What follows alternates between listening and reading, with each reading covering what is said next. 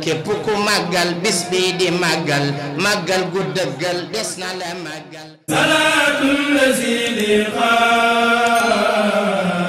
dagawni xalilahu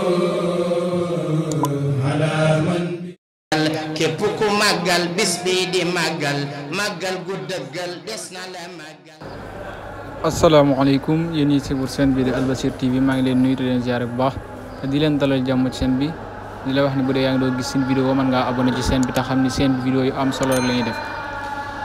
inondation bu Touba mel nañ ni état bi jóge ko ci benn yoon ma ngay wéy di ëpp loxo lool ci tali yi nga xamante ni tali yu am importance la lool ci Touba nit ñu ëpp dañ fay jaar fu ci mel na tali bi nga xamante ni moo nekk nii ngeen di gis ba oto yi tàmbali faa paan sax moo nekk noonu muy tali bi nga xamante ni moo jugee garage Daaru jëm fi nga xamante ni mooy Madiana ci Mbaare foofu nga xamante tali boobu yéen a gis oto yi sax dañ fii paan ndax dafa am ay kàmb te ndox mi bëri na fa lool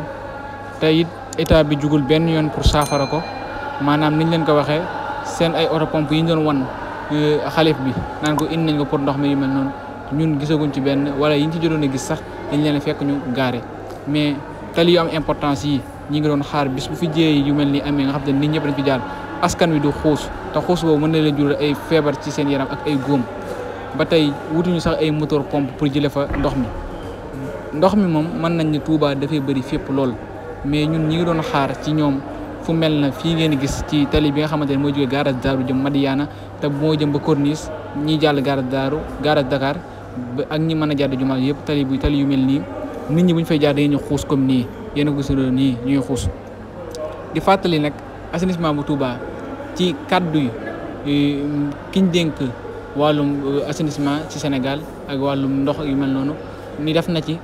45 milliards d'ailleurs sax loolu porte-parole bu xalif général du Mouride sëñ Bassirou Abdou Khadre Mbacké moo ko dëggal waaw yéen a gisandoo ni xale yi sax dañ ciy fo bay teg seen ay maanaam frigo yu yàqu di féey ak di simmeeku muy doon loo xamante ni rafetul lool xéewal la nag ndax sëñ Touba mi nga xamante ne mooy borom dëkk bi lu ne dañ na ko ca Mayumba lu ne dañ na ko ca Gabon muy taw ci kawam lépp mu koy muñ xéewal la waaye Touba moom yaakaaruñu dina dem ba ci ñuy màggal nit ñi di xuus ci ndox mi maanaam foo jëm sax dangay xuus pour nga may ndox mi sax lu jafe la ba ay oto di fi paan ñun nag wane wuñ ko pour dara mais dañ koy wane rek pour état bi wut ci ay saafara taxaw ci ndax tali bii nii nit ña fa jaar sonn nañ lool te it d'ailleurs li tax dëkk bi gën a xat sax yéen ko gisandoo noonu ndox mu bëri mi bokk na ci li nga xamante ne moo tax dëkk bi gën a xat waaw di ñaan état bu Sénégal ñuy wut ay moto pompe donte canalisation yi mënuñu ko defar ci lu gaaw mais ñu wut ay moto pompe libéré ndox mi nga xamante ne moo nekk ci tali yu am importance yi fu ci mel ne tali bi nga xamante ni moo nekk nii jóge garage Daaru jëm ba Mbaare na ci état bi teel a jug ñun moom wax rek lañ ci mën moo tax dinañ wax ba luñ mën ñu état bi teel ci jug ndax màggal gi suba rek la te it askan wi dañoo war a màggal sans jafe-jafe di jàllale message ci sëfo yi nga xamante ni fan yii gis nañ ñi ngi wàccee askan wi ci buntu Touba ñuy dox di sonn ak di yor seen valise ak ñi nga xamante ni leen wàtte fële ca Mbàkke duñu egg ci biir dëkk bi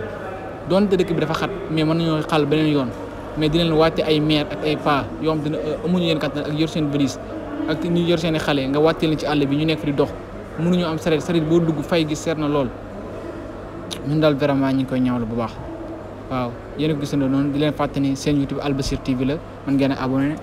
te aimé bu leen neexee tamit ngeen partagé